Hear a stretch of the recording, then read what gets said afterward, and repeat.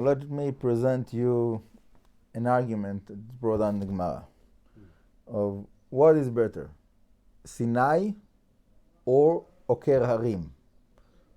Sinai, it means literally Har Sinai. But there in the Gemara, Sinai, it means someone that can say over like Mishnayot, like he knows to quote like all kinds of different sources. Okay? Oker Harim is someone that, like, literally it means that he's uprooting a mountain.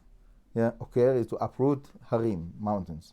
So someone that is uprooting a mountain is a kind of a nickname for someone that he have a great capability in his mind to take concept and to play with different concepts in his mind.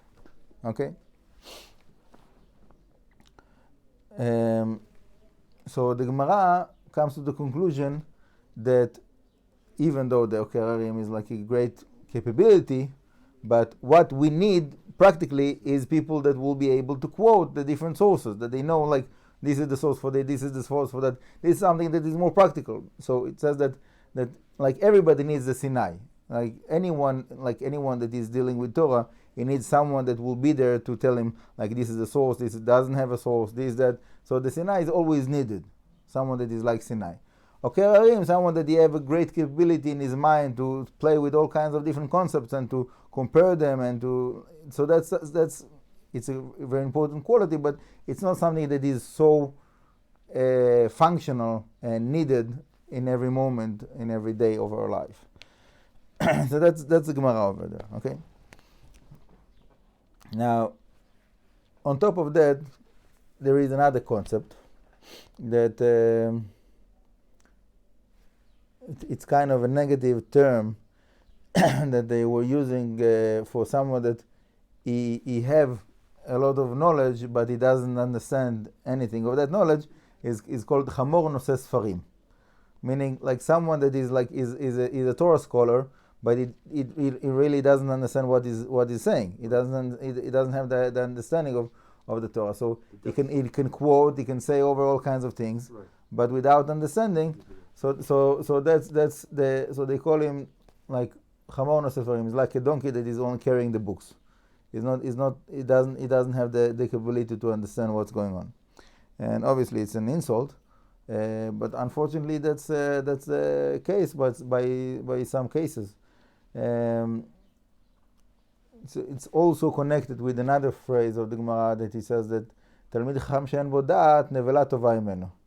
A Torah scholar that doesn't have that, he doesn't have the understanding, so like a carcass, like a dead animal that you have nothing to do with, so it's like it's better than him. So like there's nothing to do with a guy like that.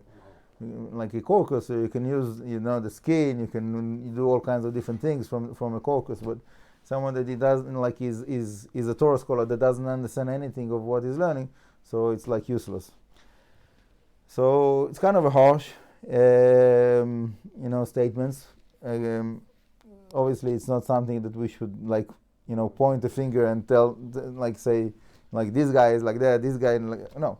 The idea is that we should get ourselves motivated by that, to have the understanding and not to be like Chamor Noseh Sfarim, not to be like a Torah scholar that doesn't have that. We need to push ourselves with all our might, with all our strength, to have like the deeper understanding of the Torah and to know how to apply the Torah.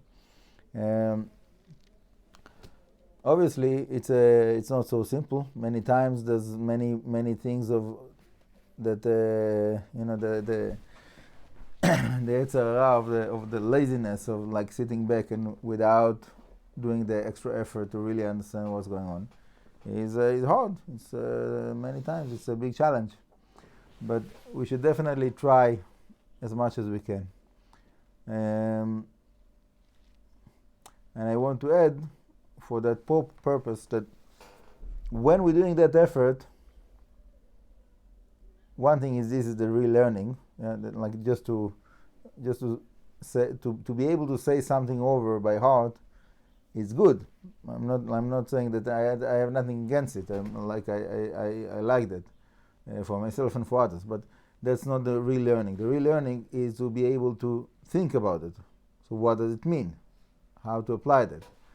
And that's something that it's the Yetzer Hara is always trying to pull anyone that is trying to do that, to pull him out of learning, because that's the revelation of the light of Hashem. That nullifies all of the judgment. That's all of the good things that we say about learning Torah is there.